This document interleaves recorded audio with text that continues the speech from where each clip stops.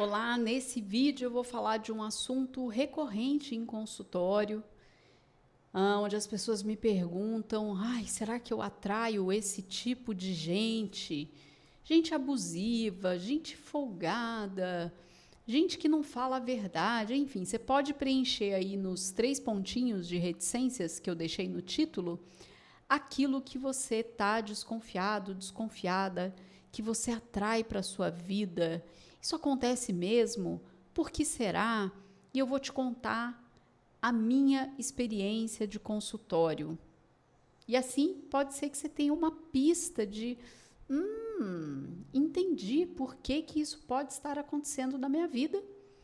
E talvez algumas dicas que eu te der aqui no vídeo também pode te ajudar a parar com essa história de ficar atraindo esse tipo de gente aí que você pode estar atraindo ou acha que está. Que será que é isso?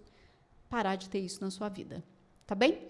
Se você não me conhece, meu nome é Thaís Tosati, eu sou psicoterapeuta, especialista no atendimento de adultos sobreviventes de relações tóxicas, famílias disfuncionais e na terapia breve do resgate da criança interior.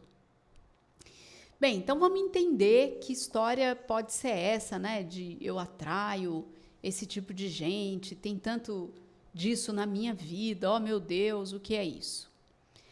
Então, a primeira coisa que é importante trazer aqui nesse vídeo, dessa minha experiência de consultório, é que o atendimento de sobreviventes de relações tóxicas, famílias disfuncionais, e eu vou trazer um conteúdo aqui repetitivo, como acontece na maioria dos vídeos, porque é isso mesmo, minha gente. O aprendizado de como a gente funciona, como é que a gente responde na vida adulta, de acordo com as experiências e os aprendizados que a gente teve na nossa infância, esse é um assunto que ele é relativamente novo, se a gente for pensar em tudo que está envolvido nisso. Uma delas, por exemplo, é a tecnologia, a internet de banda larga, é ter um canal como esse e as pessoas cada vez mais podendo acessar os conteúdos. Se antes esses conteúdos de psicoeducação era restrito a profissionais que só sabiam como encontrar determinados livros porque fez um curso e alguém indicou, tals. Nesse momento, a gente vive uma oportunidade de que pessoas completamente leigas possam acessar conteúdos profissionais. Pode ser que a pessoa não entenda, porque não conhece aquela linguagem, mas já tem excelentes profissionais com canais com canal aqui no YouTube, onde explica de uma forma muito simples e possível de você entender. E aí isso pode fazer com que você saiba aonde buscar o livro, qual conteúdo, e entender como é que o nosso cérebro funciona, por que uma pessoa fica traumatizada, o que configura negligência, abuso, por que a infância impacta a vida adulta. Então, quando a gente tem isso em vista, né, sabendo que com a tecnologia o acesso a conteúdos ele mudou completamente. Se a gente for pensar como é que era antes da internet de banda larga e todos os outros processos envolvidos nisso, tá? Então, o que a gente precisa entender? O que a gente já sabe hoje e que os últimos 30 anos têm sido decisivos para a gente saber sobre, por exemplo, a neurociência por causa do advento das tecnologias de neuroimagem. Então, o que eu mostrei ali na playlist do livro O que Aconteceu com Você, do Bruce Perry e da Oprah Winfrey? Que os nossos primeiros 2 meses de idade e 2 primeiros anos, eles fazem com que a gente desenvolva partes do nosso cérebro e faz uma leitura de mundo que vai impactar a nossa vida. Por que esse impacto é tão grande? Porque a gente está falando de memórias implícitas, do desenvolvimento do cérebro direito, do hemisfério direito do cérebro, e como esses são registros que não dá para explicar racionalmente, mas está ali o desenvolvimento e o catálogo daquilo que é familiar, certo? Uma coisa que eu comecei falando hoje no vídeo e me perdi é que por que tem tanta repetição de conteúdo e por que isso é tão importante? É tão importante porque é novo. E tem tantas outras informações que contradizem, né? Então, por exemplo, tem linhas terapêuticas que dizem: não, você não tem que olhar para a infância, que trauma o quê? Isso aí que você está achando que você viveu na infância é invenção da sua cabeça. Já tem artigos científicos que mostram que uma pessoa pode inventar e criar memórias. Então, é daqui para frente. Mas a gente já tem novos estudos, pessoas muito sérias mostrando que a neurociência traz como que memórias dos 2 primeiros anos de vida, dos 2 primeiros meses de vida, impactam, sim, a nossa vida. E aí, por que tem que ficar repetindo isso? Porque é novo. Porque tem uma parte em nós que não quer lidar com o sofrimento. E essa parte não é vontade, não é, basta eu querer, é uma crença. Não. Isso é o nosso jeito de funcionar. O nosso corpo não gasta energia. A gente tem uma parte primitiva do nosso cérebro que ela ainda é muito forte. O nosso córtex pré-frontal é muito novo.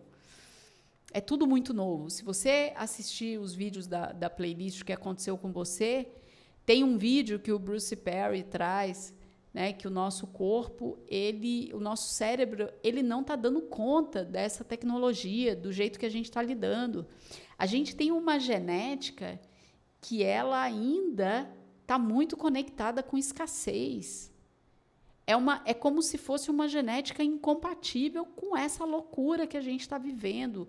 Tanta informação, tantos estímulos.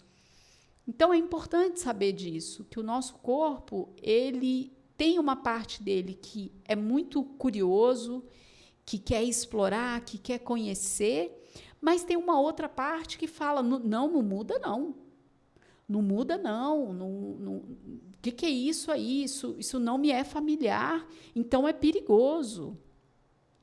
Tá? Então, a gente convive com essas duas sensações e funcionamento desse cérebro, desse corpo, que chama para esse lugar de vamos explorar, mas nem tanto, pera.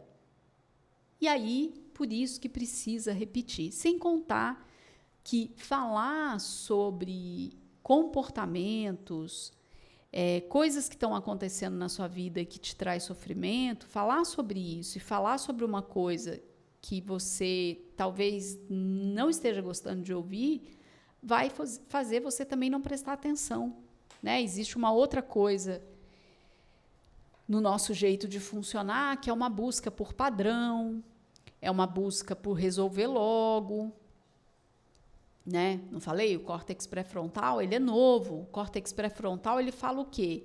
Ele fala de tempo, de processo, de fazer as coisas com sabedoria, com calma. Mas tem todo um outro sistema primitivo que quer resolver para ontem. Vamos lá, luta ou fuga, sobrevivente, é para ontem. Então, a gente precisa ficar repetindo. É meio chato, mas tem se mostrado como um jeito de assimilar o conhecimento e poder colocar ele em prática. Porque você já deve saber que não é porque você sabe uma coisa que você consegue fazer. Não é mesmo? Então, vamos lá. E aí, eu atraio pessoas? Que história é essa? Então, vamos lembrar dessa história de que o nosso catálogo de familiar, ele se monta ali nos 2 primeiros meses, 2 primeiros anos de vida. Dali para frente, o cérebro vai olhar para alguém que é familiar e dizer: é familiar, tudo bem, beleza. Opa, desconhecido, perigoso. Luta, foge ou finge de morto. Certo? Beleza. Entendemos que o nosso cérebro tem um catálogo de familiar e aí ele faz uma seleção.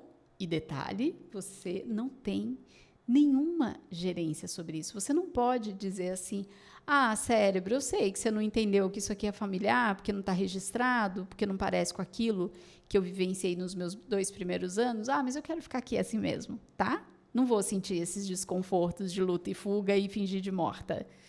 Não é assim que funciona. Certo? Beleza, entendemos isso.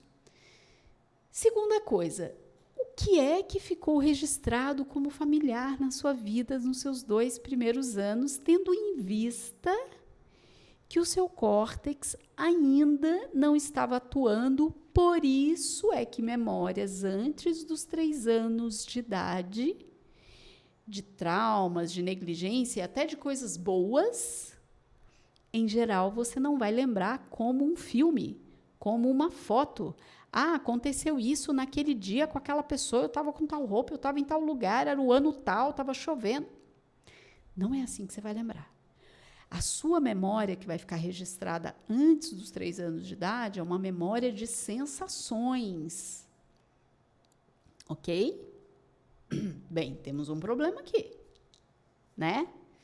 Ficou registrado como familiar. O que ficou registrado como familiar se eu não sei, eu não lembro fotograficamente o que aconteceu antes dos meus 3 anos de idade? O que ficou registrado como familiar para mim? Bem, como é que a gente faz para descobrir as características das pessoas? O que estava acontecendo nessa época? Para algumas pessoas, vai perguntar para algumas pessoas da família. Em algumas famílias, as pessoas, pais, avós, contam isso para a pessoa, falam, quando você nasceu, aconteceu assim, e no dia do seu parto, e papapá, e o seu irmão, e a sua irmã, e a gente morava em tal lugar. Algumas pessoas não vão ter acesso a essa informação, porque os pais já morreram, porque não ficou ninguém vivo, ou quem está vivo mente, não fala a verdade, blá. Bem, mas dá para dar uma desconfiada sobre o que é que ficou familiar para mim se eu ainda tenho pessoas vivas da minha família, ou o que eu lembro de quando eu convivi com a minha família, quando o povo ainda estava vivo, quais comportamentos eu via? Doenças, vícios, até coisas boas, né? O que eu vi, o que eu aprendi sobre relacionamento, sobre dinheiro, sobre trabalho, sobre estudos. Por aí você tem uma pista do que é que ficou registrado como familiar para você. E aí, isso que ficou registrado como familiar, em geral, como é que você desconfia do que é que ficou registrado como familiar para você? Você observando quais são os tipos de relacionamento que você vem tendo ao longo da sua vida.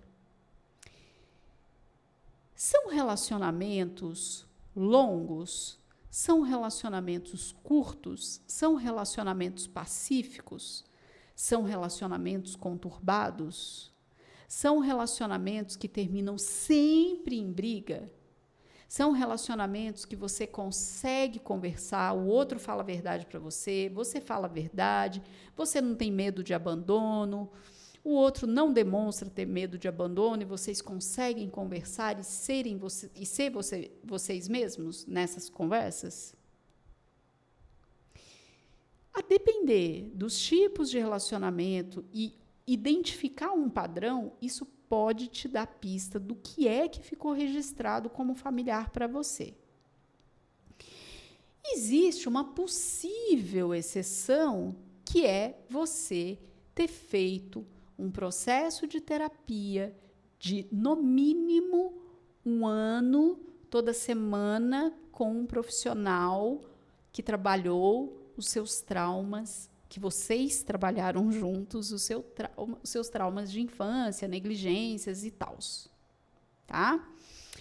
Pode ser que, se você teve essa experiência, você tem um novo registro de catálogo. E aí, o que pode acontecer? Pode acontecer de uma pessoa, sei lá, até os meus 30 anos eu tinha sempre o mesmo tipo de relacionamento. era conturbado, era com gente violenta, gente que tinha vício, gente que mentia, gente que roubava, sei lá. E depois dos 30 anos, eu conheci um terapeuta, uma terapeuta, a gente trabalhou os meus traumas de infância. Eu fiquei 1, 2, 3 anos com esse mesmo profissional, com essa mesma profissional, e eu aprendi e criei um novo catálogo de familiar no meu cérebro. E a partir dali eu comecei a ter relações mais saudáveis, com pessoas que já não bebiam, usavam drogas, pessoas mais calmas, mais afetuosas, não sei. Isso pode acontecer, é uma possibilidade, mas em geral não é a maioria. Mas, Thaís, por que você está falando de catálogo familiar nos 2 primeiros anos de vida? E se eu não lembro, o que isso tem a ver com atrair gente, 3 pontinhos, coloque aí o tipo de gente que você acha que atrai na sua vida para poder entender isso aqui. Tem tudo a ver. Por quê? Porque esse tipo de gente que se repete na sua vida, em geral, está ligadinho com o seu catálogo de familiar.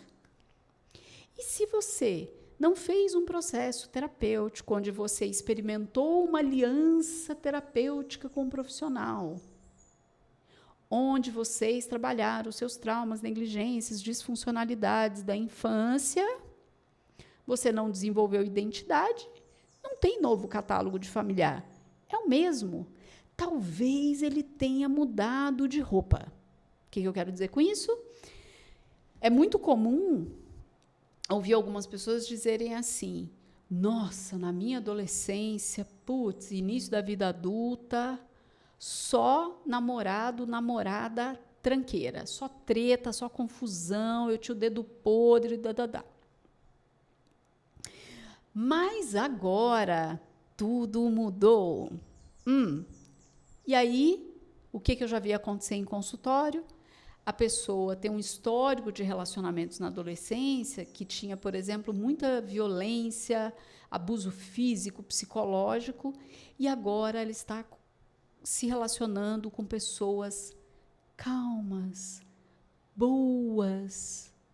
Mas por que ela não desenvolveu identidade? Porque ela não fez um trabalho com as questões traumáticas, não desenvolveu identidade, autorresponsabilidade, autonomia. Ela repete os comportamentos, os tipos de relacionamentos, mas com uma outra cara. Então, essa pessoa pode estar experimentando um relacionamento super abusivo, mas essencialmente abusivo psicológico. Uma pessoa que fala super baixinho, mas que tem comportamentos manipuladores, que tem comportamentos violentos, mas que dá uma risadinha. É brincadeira, né? Só que o nome disso continua sendo abuso, certo? Mas por quê? Essa pessoa não fez um trabalho para poder construir a sua identidade, para construir um novo catálogo de familiar no seu cérebro. O que vai acontecer? Ela vai continuar tendo relacionamentos disfuncionais, insalubres, só que agora com uma outra carinha, né? Eu sempre falo isso com algumas pessoas que me procuram para atendimento, que vêm relatando assim: nossa, hoje eu percebo que determinado terapeuta foi muito abusivo, muito abusiva comigo. Agora eu sei que o ambiente religioso que eu frequentei eram pessoas muito abusivas comigo, blá, blá, blá. Nenhum susto sobre isso. Quem estuda e trabalha com sobreviventes de disfuncionalidade na infância e adolescência, é o que eu sempre falo aqui nos vídeos. Não me assusta a pessoa dizer: nossa, eu só tive namorado tranqueira. Nossa, eu tive um terapeuta, uma terapeuta super abusivo. Eu frequentava uma casa religiosa que era um monte de mentira, um monte de coisa absurda acontecendo e eu não via nada. Isso é só o seu catálogo familiar, só que com uma outra roupagem, certo? Beleza. Então, dito isso, não são notícias boas, não é mesmo? Dito isso, e aí? Você atrai gente abusiva, violenta, chantagista, dependente emocional, com transtornos de personalidade, pessoas que não se cuidam, que não têm autonomia, autorresponsabilidade? Bem, então, possivelmente, esse é o seu catálogo de familiar, certo? E aí, coladinho com o outro vídeo que eu já publiquei aqui de temas recorrentes em consultórios, que é a questão dos limites. Tem uma notícia, assim, que eu também demorei muito tempo para colocar em prática e para entender e para sentir. Eu tenho uma amiga que eu adoro o jeito que ela fala. Ela fala, Thaís, por muito tempo, eu tinha entendido aqui, ó, mas não desceu para cá. Não desceu, né? Ela está querendo dizer, não desceu aqui para esse lugar de conciliar razão e emoção. Eu tinha entendido racionalmente, mas na hora de colocar em prática, eu não colocava. Que é relação abusiva, disfuncional, quando estamos falando de adulto, ok? Não dá para esperar lucidez, sabedoria de criança e de adolescente. Não. Isso aí, eles só vão ter quando eles forem assistidos por adultos funcionais com sabedoria, lucidez, autonomia e autorresponsabilidade, certo? Mas falando de adultos, o que acontece? Pessoas que vêm de sistema familiar disfuncional, em geral, não aprendem, não sabem, nem pensam sobre a possibilidade de colocar limite, porque limite implica em deixar de cumprir um papel disfuncional que ela está realizando desde a infância dela. Exemplo, uma pessoa que cresceu num lar com muitas brigas e ela era a pessoa que mediava, que colocava os panos quentes, que conciliava, que era o conselheiro, o terapeuta da família. O que aconteceu? Ela teve aceitação. Qual que é a nossa ferida primária? Primária, e o Bruce Perry fala muito bem sobre isso no livro Que Aconteceu com Você. Tudo que se refere ao nosso senso de pertencimento, ele mexe em um lugar dentro da gente que é imenso. Isso a gente está falando de abandono, de rejeição, tudo isso está conectadinho com esse senso de pertencimento. Uma criança que começa a sacar que aqueles adultos não estão disponíveis para ela ser uma criança, ela vai fazer o quê? O que ela pode fazer, né? Porque a pessoa pode desenvolver vários papéis disfuncionais, é bem democrático isso, infelizmente. Ela, sendo mediadora, tendo validação, olha, que gracinha, tá vendo? Quando você conversa com a gente, as coisas se resolvem. Por isso, a gente não pode ficar sem você. Adivinha o que vai acontecer com essa criança? Ela vai fazer cada vez mais disso. Porque a vida dela depende desses adultos. E ela não tem a cognição para decidir, isso está errado, né? Fazer isso com uma criança. Eu sou uma criança, é isso que tem que me cuidar, proteger, segurança, me ensinar sobre limites. E não eu cuidar de vocês. Não, a criança não vai fazer isso. E aí, adivinha?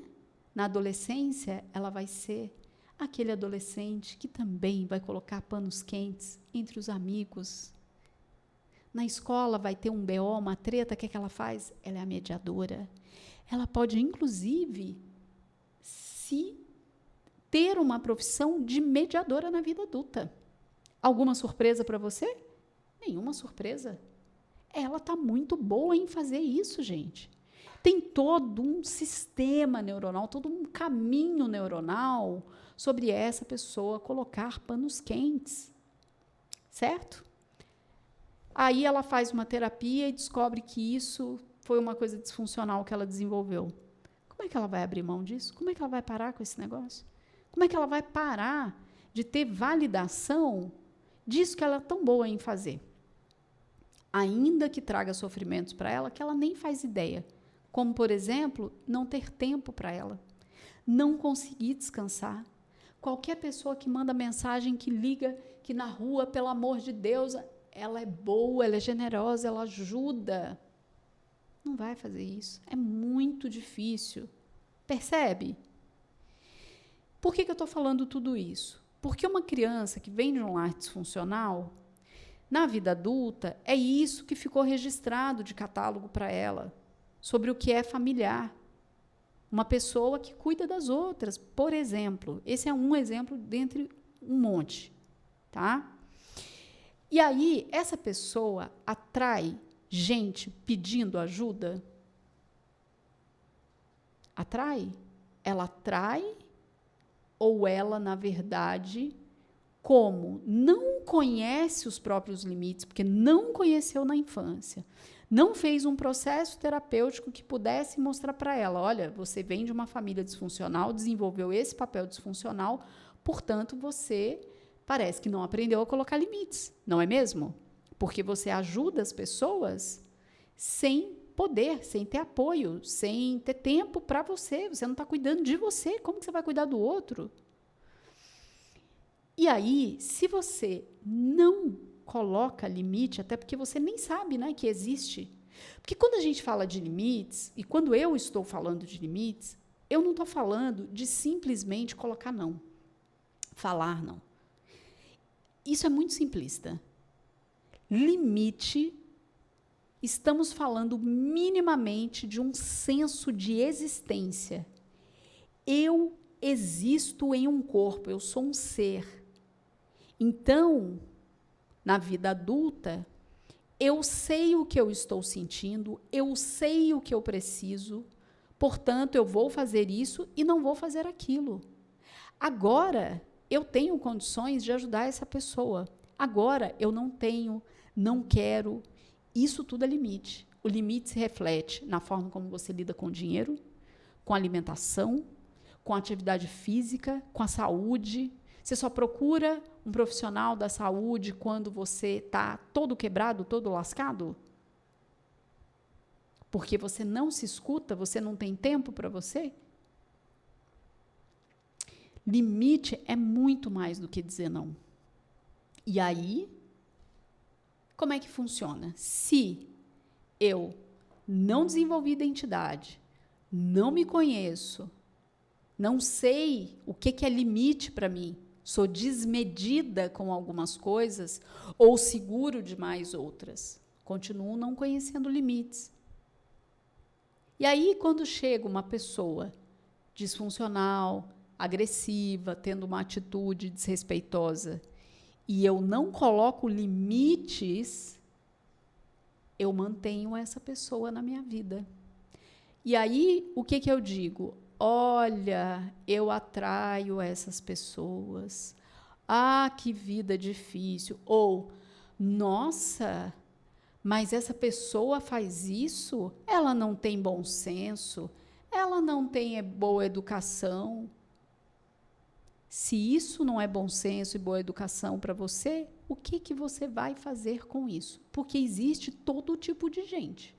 As pessoas não são você, apesar de existir, e claro, né, somos todos interligados, temos essa semelhança, somos seres humanos, lógico, isso nos une, mas cada um com seu cada um.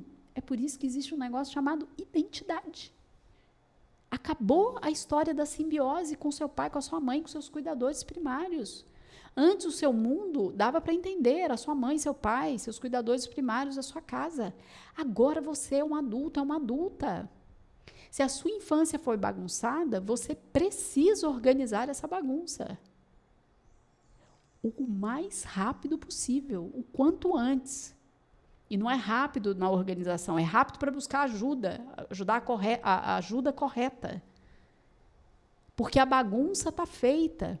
Se você continua olhando para o mundo e achando que o mundo é você, é um pouco de você e que as pessoas têm que ser como você, péssimas notícias. Você vai continuar atraindo pessoas disfuncionais, ou seja lá o que você completou essa frase. Percebe? É muito cheio de nuances essa história. Então, é imprescindível você se conhecer, você saber da sua história. Essa história de que você só vai fazer daqui para frente, não interessa o que aconteceu no seu passado, esse é um caminho que não se sustenta. É isso que eu tenho visto em consultório. Enquanto você não sabe da sua história, né? O Bruce Perry foi genial nessa pergunta. O que aconteceu com você? Como é que você não vai conhecer o que aconteceu com você? Como que você respondeu ao que aconteceu com você? E querer fazer diferente daqui para frente. A gente tem muitas barreiras em relação a isso. E por isso é tão importante procurar uma ajuda qualificada para poder te ajudar a desenvolver a identidade, se conhecer, saber colocar limite e parar de manter gente na sua vida que você não quer, que não é esse novo catálogo de familiar que você quer para você. Porque se você não mudar esse catálogo de familiar, você vai continuar tendo esse tipo de gente na sua vida. Percebe? Isso faz algum sentido para você? Me conta aqui nos comentários. Você já tinha pensado para parar sobre isso? Qual é o seu ponto de vista sobre atrair pessoas? Será que não é a mesma dinâmica de competição? Se tem duas pessoas e elas começam a competir e uma fala, eu não quero competir mais, como é que a competição continua? Relação abusiva, disfuncional, é a mesma coisa. A hora que uma pessoa decide parar com isso e se cuidar e se responsabilizar, a dinâmica abusiva, a dinâmica disfuncional acaba. Percebe? Bem, me conta aqui nos comentários como é que você recebeu esse conteúdo, se isso fez algum sentido, se não fez, conta também. Se você é novo, se você é nova por aqui, se inscreve no canal. Toda segunda, às 7 da manhã, tem vídeo novo de psicoeducação. Nesse momento, eu estou trabalhando o livro Nação Dopamina, Entenda a Relação entre o Prazer e o Sofrimento. Nas quartas-feiras, como hoje, ao meio-dia, são assuntos recorrentes de consultório que os meus seguidores escolhem lá no meu perfil no Instagram, @Thaís_Tosati. Toda segunda-feira eu coloco 2 temas, os meus seguidores votam e eu coloco no ar aquele tema que foi o mais votado. Deixa o seu like nesse vídeo para o YouTube entender que esse conteúdo é relevante e o algoritmo entregar para mais pessoas. Muito obrigada e até o próximo vídeo.